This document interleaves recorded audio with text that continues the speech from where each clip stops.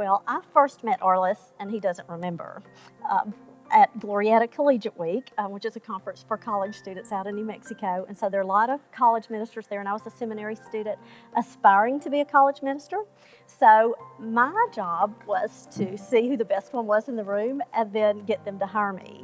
And so I did that without him knowing. So that's the first time that I met Arliss. But then really through that interview process, I guess, is when we got to know each other. Well, and I was college minister at Arkansas State University, Baptist Collegiate Minister, and I really wanted a woman associate because being involved with women's issues in the dorm and all like that, and so I wanted somebody that I felt like we were on the same page, but yet had real different gifts and all that. And when I found Linda, I just felt like it was an answer from the Lord, that just exactly what we were looking for.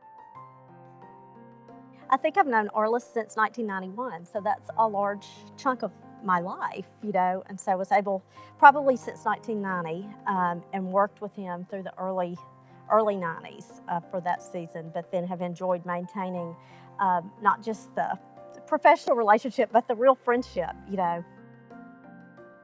I can't imagine, how my life would have turned out if I had not spent those 4 years working with you and your wife. Yeah. Well, Sue's the key in all of that, as you know, but I think the thing that really made that work that way is you came wanting to learn. You not only brought your strengths and abilities and all like that, but you really came wanting to learn. And not just any supervisor can be a mentor, because some supervisors are just supervisors, and you don't want them. And they can be a good supervisor without being a mentor. But Arliss was a supervisor that looked for opportunities to invest in a younger campus minister that was wanting to learn the ropes and impacting college students. Well, I'd made the decision, and I think it sounds egotistical to say, and I don't mean it that way, but I'd made the decision that I wanted to do some things to try to have a positive impact on college ministry. And so one of that was really trying to invest in some people. And it was interesting.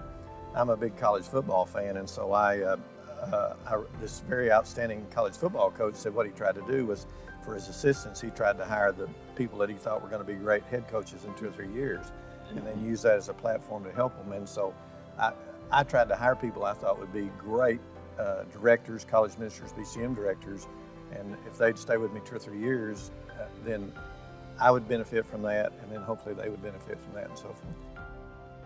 Arliss is a real practical thinker, so as a mentor that helped, and I'm a practical learner, and so that always helped because there weren't unknown things, and so in our mentoring relationship, I knew things, and so if I didn't know something, I knew that I could ask, and Arliss would add that to the list and tell me. But that practical aspect was really helpful.